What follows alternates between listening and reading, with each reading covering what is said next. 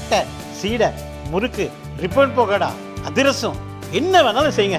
ஒரே ஒரு 5 லிட்டர் இதய மந்த்ரா கடல் எண்ணெய் பேக் ஒரு மாசம் முழுசுக்கும் அத்தனை சமையல் முடிச்சு விடலாம். இதய மந்த்ரா. சார் வணக்கம். ஒரு சோகமான செய்தி. அகமதாபாத்தில் குஜராத் மாநிலத்தில் டேக் ஆஃப் ஆகும்போது ஃப்ளைட் கிராஷ்ல 242 பயணிகள் பாதிக்கப்பட்டார்கள் அப்படின்ற தகவல், முதற்கட்ட தகவல் வந்திருக்கு சார். இது டேக் ஆஃப் ஆகும்போது இந்த விபத்து நடந்திருக்கிறதுனால இது எத்தகைய பாதிப்பு, எத்தகைய அச்சத்தை ஏற்படுத்துதுங்க சார்? இல்லை, இது அதாவது எப்படின்னா, என்னால் ஏற்றுக்க முடியல. சீரியஸாகவே நம்ம எக்ஸ்பீரியன்ஸில் எவ்வளவோ பார்த்துருக்கோம். உண்மையிலுமே என்னால் ஏற்றுக்க முடியல, ஜீரணிச்சிக்கவும் முடியல. ஏன்னா அந்த வண்டி அகமதாபாத்ல இருந்து அந்த ஏர்கிராஃப்ட் ஏர் இந்தியா 171 ஏர்கிராஃப்ட் வந்துட்டு லண்டன் கேட்விக்கை நோக்கி போயிட்டு இருக்கு. ஆக்சுவலி அதோட ஸ்கெடியூல்டு டைம் 1:10. ஒரு 30 நிமிடம் தாமதமா 1:40 அது டேக் ஆஃப் பண்ணியிருக்காங்க. ஸோ லண்டன் கேட்விக் இங்கிருந்து 8600 கிலோமீட்டர். ஸோ இதுக்கு பாத்தீங்கன்னா மினிமம் ஒரு 60 டன் ஃபியூல் தேவைப்படும் அந்த ஏர்கிராஃப்டுக்கு. 60 டன். ஸோ ரிசர்வ்ல ஒரு 10 டன் ஃபியூல் இருந்தா கூட ஒரு 70 டன் ஃபியூலோட தான் அந்த ஏர்கிராஃப்ட் டேக் ஆஃப் ஆயிருக்கும். இது என்னுடைய அறிவுக்கான புரிதல். மேபி இதோட அதிகமா கூட அவங்க எடுத்துக்கலாம்.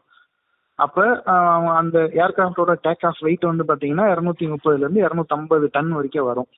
அதுல ஒரு 70 டன் ஃபியூல் இருக்கு அப்படின்னா டேக் ஆஃப் ஆகி 10 நிமிஷத்துல அந்த விபத்து நடந்ததா தான் நமக்கு செய்திகள் வருது. அந்த 70 டன் ஃபியூலுமே கண்டிப்பா பர்ன்ட் ஆயிருக்கும். அதை நீங்க அணைக்கிறதுக்குலாம் நம்மள்ட்ட எல்லாம் டெக்னாலஜி எல்லாம் கிடையாது. அது இல்லாம அது குடியிருப்பு பகுதியில விழுந்திருக்கு. அது எங்க விழுந்துச்சுன்னு சொல்லிட்டு கண்டுபிடிச்சு நம்ம அந்த பகுதியை ரீச் ஆகிறதுக்குள்ளாரையே அங்க எல்லாருமே நடந்து முடிஞ்சிருக்கலாம்.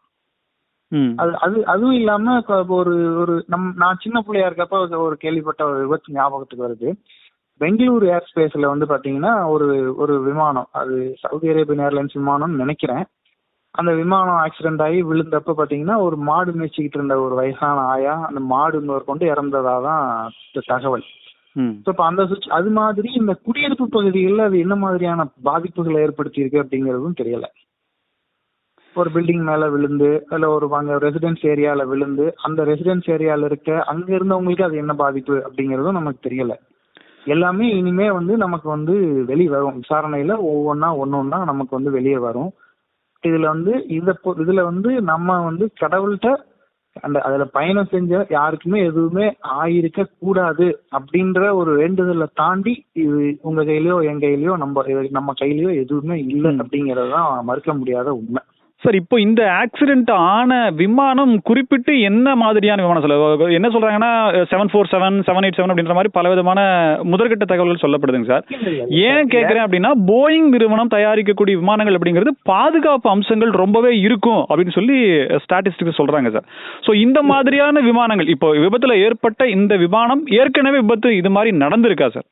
இல்ல, அதாவது போயிங் மட்டும் இல்ல, விமானம் கமர்ஷியல் சர்வீஸ் ஆபரேஷனுக்கு வருது அப்படின்னா அது பல கட்ட சோதனைகளை தாண்டி தான் அது வணிக பயன்பாட்டுக்கே வரும். சும்மா நம்ம ஒரு இப்ப மெக்கானிக் ஷாப்ல நம்ம வண்டியை 2 வீலர் ரிப்பேர் பண்ணி எடுத்துட்டு ரோட்ல ஓட்டுற கதையெல்லாம் கிடையவே கிடையாது. ஒரு போயிங் மட்டும் இல்ல, ஏர்பஸ், பம்பார்டியர், உங்களுக்கு DQ 300, 400 சீரீஸ், இந்த மாதிரி நிறைய வெரைட்டிஸ் ஆஃப் ஏர்கிராஃப்ட் இருக்கு. ATR, இந்த மாதிரி நிறைய வெரைட்டிஸ் ஆஃப் ஏர்கிராஃப்ட் இருக்கு. எல்லாமே பாத்தீங்கன்னா பல கட்ட சோதனைகளை தாண்டி ஏகப்பட்ட ரொம்ப கடினமான சோதனைகள்லாம் தாண்டி தான் அது வணிக பயன்பாட்டுக்கு வரும். அதனால நம்ம ஒரு விமானம் பாதுகாப்பு அம்சங்களோட இருக்கு, இல்ல ஒரு விமானம் பாதுகாப்பு அம்சங்களோட இல்ல அப்படிங்கிற வாதமே தப்பு. ஒரு ஏர்கிராஃப்ட் கமர்ஷியலா வருது அப்படின்னா 100% அது சேஃப்டி தான்.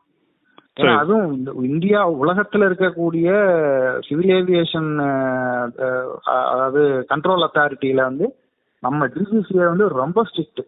ரொம்ப அந்த எப்படி சொல்றதுன்னா அவங்க சேஃப்டி ஆஸ்பெக்ட்ல எந்த விதமான காம்ப்ரமைஸும் இருக்க மாட்டாங்க. சேஃப்டி அதாவது சரி பரவாயில்ல அப்படின்லாம் விடவே மாட்டாங்க. நம்ம அதாவது இந்த துறையோட நான் நெருங்கிய தொடர்புடையவன் அப்படின்றதுனால எனக்கு நல்லாவே தெரியும். சேஃப்டின்னு வந்துட்டா டிஜிசிஏ வந்து அங்க அவங்கள்ட்ட வந்து பாகுபாடே கிடையாது, யாரா இருந்தாலுமே சரி.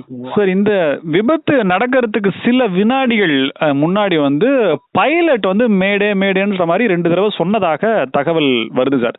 நிச்சயமா பிளாக் பாக்ஸ் எடுத்து அதுல என்ன தகவல்கள் பதியப்பட்டிருக்குன்ற ஆராய்ச்சி முடிஞ்சு அது அதிகாரப்பூர்வமா அறிவிக்கப்பட்டால் மட்டும்தான் நமக்கு தகவல் தெரியும் சார். இருந்தாலும் ஏதோ பிரச்சனை அப்படிங்கறது அவங்க சொல்லி இருக்கிறதாக முதற்கட்ட தகவல் வந்திருக்கு சார். இல்ல, அது ஆக்சுவலி பாத்தீங்கன்னா இவங்க வந்து அதாவது ஏர்கிராஃப்ட் வந்து ப்ரிப்பேர் ஆகும். ஒரு ஏர்கிராஃப்ட் வந்து பேசஞ்சர் லோடு பண்ண ஆரம்பிச்சதுல இருந்து லோட் ஷீட்னு ஒன்று ப்ரிப்பேர் பண்ணுவாங்க. Ground force load sheet prepare பண்ணுவாங்க. அதே மாதிரி டெக்னீஷியன்ஸ் வந்து கிரவுண்ட் டெக்னீஷியன்ஸ் வந்து ஏஎம்இன்னு சொல்லுவாங்க இல்லையா, ஏர்கிராஃப்ட் மெயின்டெனன்ஸ் இன்ஜினியர்ஸ். அவங்க வந்து ஒரு 3 ஆஸ்பெக்ட், ஏவியானிக்ஸ், மெக்கானிக்கல், எலக்ட்ரிக்கல், அதுக்கு சில நார்ம்ஸ்லாம் இருக்கு. அந்த மாதிரி வந்து அவங்க எல்லாமே ஏர்கிராஃப்ட் எல்லாம் செக்லிஸ்ட் எல்லாம் பண்ணி செக்லிஸ்ட் எல்லாம் ஓகே, ஏர்கிராஃப்ட் வந்து இப்போ ரெடி. அப்போ அவங்க லோடு எவ்வளோ பேசஞ்சர் இருக்காங்க, பேசஞ்சரோட பேக் எவ்வளோ இருக்கு, கார்கோ லோடு எவ்வளோ இருக்கு, இந்த மாதிரி எல்லாம் வெயிட் எல்லாம் கால்குலேட் பண்ணி அந்த வெயிட்டுக்கு ஏற்ற மாதிரி டிஸ்டன்ஸுக்கு ஏற்ற மாதிரி ப்ரொபோர்ஷனேட் ரேஷியோ இருக்கு. அதுபடி ஃபியூவல் எல்லாம் எடுத்துட்டு அவங்க வண்டியை டேக் ஆஃப் பண்ணுவாங்க. நம்ம சும்மா சட்டையை மாட்டிக்கிட்டு வீட்டை விட்டு வண்டியை எடுத்துட்டு கிளம்புற கதை இது கிடையவே கிடையாது. ஒரு பெரிய பிளான், ரொம்ப ரொம்ப ப்ராம்ப்டா ஒரு பெரிய டீம், ஒவ்வொருத்தங்களும் அவங்கவுங்க வேலையை செய்வாங்க. அப்படிதான் ஒரு ஏர்கிராஃப்ட் வந்து டேக் ஆஃப் ஆகும்.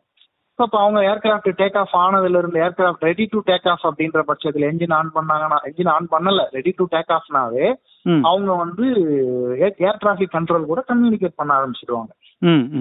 அதாவது பார்க்கிங் ஸ்டாண்ட்ல இருந்து புஷ்பேக் அடிக்கிறது, புஷ்பேக் அடிச்சு ஒரு டாக்ஸி வேல கொண்டு போயிட்டு ஏர்கிராஃப்டை நிறுத்துறது, அதுக்கப்புறம் அதோட என்ஜினோட ஓன் பவர்ல வந்து அது ரன்வேக்கு போறது, இப்ப அங்க ரன்வேல வந்து இப்ப பர்மிஷன் வாங்கிட்டு டேக் ஆஃப் ஆகுறது, இப்படி எல்லா மூவ்மெண்ட்டுமே ஒரு இன்ச்சு கூட நீங்க ஏடிசியோட பர்மிஷன் இல்லாம ஏர்கிராஃப்டை நடத்த முடியாது. ஸோ அவங்களுக்குள்ள நடந்த கான்வர்சேஷன் எல்லாமே வந்து ஏடிசியில ரெக்கார்ட் ஆயிருக்கும். பைலட்டோட காக்பீட்லயும் காக்பீட் ரெக்கார்டர் இருக்கு, அதுலயும் ரெக்கார்ட் ஆயிருக்கும். அப்போ அவங்க டேக் ஆஃப் ஆகுறாங்க. டேக் ஆஃப் ஆகியுமே அவங்க அந்த சர்டன் ஆல்டிடியூட வந்து அட்டைன் பண்ற வரைக்கும் அந்த கம்யூனிகேஷன் இருந்துகிட்டே இருக்கும் ஏடிசி கூட. புரியுது. அதுக்கப்புறம் அவங்க ஒரு பொசிஷனுக்கு போனதுக்கு அப்புறம் தான் அந்த கம்யூனிகேஷனை கட் பண்ணுவாங்க. ஸோ ஒரு பைலட் மேடேன்னு சொல்றாரு அப்படின்றது மட்டும் இல்ல, டோட்டலாவே அந்த வண்டி டேக் ஆஃப் ஆனதுல இருந்து சம்பவம் நடந்த அவ்வளோ வரைக்கும் உள்ள கான்வர்சேஷனுமே ஏர் டிராஃபிக் கண்ட்ரோல்ல இருக்கும். இப்போ வந்து அதை பாதுகாப்பு கருதி ஏடிசியும் சொல்ல மாட்டாங்க, ஏன்னா ஏடிசிங்கிறது ஏர்போர்ட்ஸ் அத்தாரிட்டி ஆஃப் இந்தியா கண்ட்ரோல்ல வர விஷயம். அதனால இப்ப இவங்க இப்ப சம்பவம் நடந்துருச்சு, அன்எக்ஸ்பெக்டடா ஒரு சம்பவம் நடந்துருச்சு. கடவுள் புண்ணியத்துல சர்வைவலா இருக்கணும்னு நம்ம உள் மனசு சொல்லுது. அப்ப டிஜிசிஏ வந்து ஒரு இன்வெஸ்டிகேஷன் டீமை போட்டு அவங்க இன்வெஸ்டிகேட் பண்ணுவாங்க. பண்ணிட்டு அவங்க அந்த இன்வெஸ்டிகேஷன் டீம் வந்து எல்லா ஆஸ்பெக்டையும் தரோவா ரிசர்ச் பண்ணிட்டு தான் எதனால இது நடந்தது அப்படின்ற உண்மையே தெரிய வரும். சார், இது நம்ம வந்து நேரடியா நம்ம பேசிட்டு இருக்கோம் சார். ஏதாவது விபத்துக்கான காரணம் என்ன, விமானத்துல கோளாறு இருக்கா, கண்ட்ரோல் சிக்னல்ஸ்ல, கமாண்டிங்ல, தகவல் தொடர்பு பரிமாற்றத்துல அப்படின்ற மாதிரி யோசிச்சுட்டு இருக்கோம் சார். இது எல்லாம் தாண்டி தீவிரவாதம் அப்படின்ற விஷயத்தை இந்த இடத்துல யோசிக்கக்கூடியதற்கான சிறிய வாய்ப்புகள் ஏதாவது இருக்கா சார்? இல்ல, என்னால அப்படி யோசிக்க முடியல. ஏன்னா அதுக்கான வாய்ப்புகள் இல்லையே. வாய்ப்புகள் ஏன்னு கேட்டீங்கன்னா, உங்களுக்கு வர்ற பேசஞ்சர் முதற்கொண்டு ஒரு 3 கட்ட செக்யூரிட்டி முடிச்சுதான் ஒரு பேசஞ்சர் ஃபிளைட்டுக்குள்ளாரே ஏறுவாரு. அவங்க எதுவுமே உள்ள நீங்க அதுவும் அந்த நீங்க நிறைய காமெடிஸ் எல்லாம் பார்க்கலாம். அதாவது ஒரு நான் உண்மையிலுமே மெட்ராஸ் ஏர்போர்ட்ல நடந்த ஒரு சம்பவம். ஒருத்தர் வந்து புது சட்டையில இருக்கக்கூடிய குண்டூசியை எடுக்க மறந்துட்டாரு. காலர்ல குத்திட்டு இருந்துச்சு அந்த குண்டூசி, காலர் உள்ள போயிடுச்சு. அது முதற்கொண்டு அந்த ஸ்கேனர்ல வந்து அலாரம் அடிச்சு எல்லாருமே அது அந்த டயத்துல அதை வீடியோ எடுத்திருந்தேன்னா கண்டிப்பா அது வந்து ரொம்ப பெரிய வைரலா போயிருந்திருக்கும். மெட்டல் டிடெக்டர்ல தெரிஞ்சு வச்சுங்க சார். மெட்டல் டிடெக்டர், அதாவது புது சட்டை. ஆக்சுவலி அது வந்து அது எவ்வளவு சின்னதா இருக்கு சார் குண்டூசி. ஆமா, அந்த குண்டூசி வந்து அந்த காலருக்குள்ள அதை பிரிக்க மறந்துட்டார். பிரிக்கிறப்ப அந்த புதுசா சட்டையில பேக்கிங்ல குண்டூசி எல்லாம் இருக்கும் இல்லையா, அதுல வந்து அந்த ஒரு குண்டூசியை பிரிக்கல, ஏன்னா அது காலருக்குள்ள போயிடுச்சு. சரிங்க சார். அது முதற்கு வந்து மெட்டல் டிடெக்டர்ல தெரிஞ்சிடுச்சு. தெரியும் அவங்க அந்த ஹேண்ட் ஹெல்ட் டிவைஸ் வச்சிருப்பாங்க, அதுல எடுத்து கொண்டு சிரிச்சுட்டு எடுத்து போட்டோம். அந்த மாதிரியான சுவராசியமான அந்த அளவுக்கு மைனூட்டா துல்லியமா கண்டுபிடிப்பாங்க. துல்லியமா, அதாவது அந்த சிஎஸ்எஃப் நிறைய பேர் அவங்க வேலையற்றவங்க திட்டுவாங்க, அதெல்லாம் கிடையவே கிடையாது. அவங்களோட ஜாப் ப்ரொஃபைலு அந்த செக்யூரிட்டி ஆஸ்பெக்ட்ல பாத்தீங்கன்னா அவங்களோட டெடிகேஷன் வந்து இம்மென்ஸ். அந்த சென்ட்ரல் இண்டஸ்ட்ரியல் செக்யூரிட்டி ஃபோர்ஸ் வந்து அவ்வளோ ட்ரைன்டு. அதுவும் அந்த எஸ்ஏகேன்னு சொல்லுவாங்க, செக்யூரிட்டி ஹோல்ட் ஏரியா. ஓகேங்க சார். பேசஞ்சரோட செக்யூரிட்டி ஹோல்ட் ஏரியால வந்து அவ்வளோ மைன்யூட்டா உங்களை வந்து கிட்டத்தட்ட பாப்பாங்க பண்ணி தான் அனுப்புவாங்க. சார் இப்போ ஃபியூல் வந்து விமானத்துல கிட்டத்தட்ட டன் கணக்குல நீங்க சொல்றீங்க சார். நீங்க சொல்ற குவாண்டிட்டி அப்படிங்கிறது நம்மளால கிட்டத்தட்ட ஒரு பெட்ரோல் பங்கே மேல பறக்குதோ அப்படின்ற மாதிரி சொல்ற மாதிரி இருக்குங்க சார். இப்போ லாரி இருக்குல்ல, ஒரு டேங்கர் லாரி சார். இப்போ ஆமாங்க சார். ஆமாங்க சார். இப்போ பிளாஸ்ட் ஆகும்போதுங்க சார் ஒரு சில வினாடிகள், அதிகபட்சம் ஒரு 10 வினாடிகள் அப்படிங்கிறப்போ ஒரு 1000 வாட்ஸ் அந்த அளவுக்கான வெப்பம் இருந்துச்சு அப்படின்னாலே மொத்தமா எல்லாமே பஸ்பமாகக்கூடிய, அதை நினைச்சு கூட பார்க்க முடியலைங்க சார். அந்த அளவுக்கு வெப்பம் அந்த ஒரு சில வினாடிகள் இருக்குமே சார். அப்போ எத்தகைய பாதிப்பு, உயிரிழப்புகள் அப்படிங்கிறது அதிகமாவதற்கான ஒரு அச்சம் இருக்குல்ல சார்? ஆமா, அச்சம் கண்டிப்பா. நான் வந்து அதான் சொல்லல, பதறேன். நம்ம அதாவது இயல்பா due to our age and maturity நம்ம இயல்பா பேசிக்கிட்டு இருக்கோம், அவ்வளவுதான். ஆனா உள்ளுக்குள்ள என்னோட உடம்பு நடுங்குது, அதுதான் உண்மை. உயிரோட எரிஞ்சு போறது அப்படிங்கிற மாதிரி தான் சம்பவம் தான் நடந்திருக்கும் இல்லையா சார்? ஆமா, நிச்சயமா நிச்சயம். ஆனா அப்படிலாம் நடக்க கூடாது, கடவுள் காப்பாத்தணும்ன்றது நம்மளுடைய ஆசை, நம்மளுடைய பிரார்த்தனை.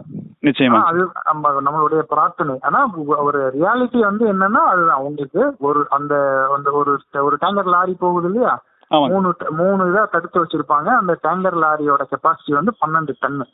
சரிங்க. அது மாதிரி 5 டேங்கர் லாரி ஃபியூல் மினிமம் உள்ள இருந்திருக்கும். சரிங்க சார். நினைச்சு பார்க்கவே ரொம்ப கொடூரமா இருக்கு சார் இந்த சம்பவம் எப்படி நடந்திருக்கும் அப்படின்றத இமேஜின் பண்றதுக்கு.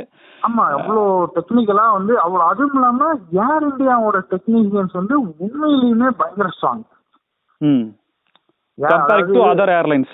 கம்பேர் டு அதர் ஏர்லைன் வந்து மோஸ்ட் எஃபிஷியன்ட். நீங்க வந்து இப்ப என்ன சொல்லுவாங்க, ஒரு அந்த ரன்னிங் ரேஸ்ல வந்து கண்டினியூஸா தங்க வந்துட்டே இருப்பாரு 100 மீட்டர் ரேஸ்ல.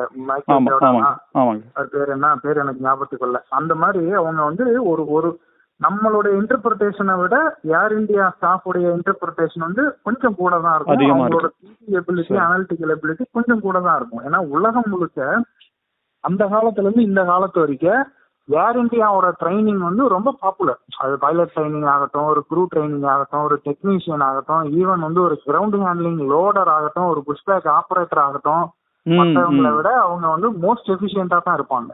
புரியுதுங்க சார்.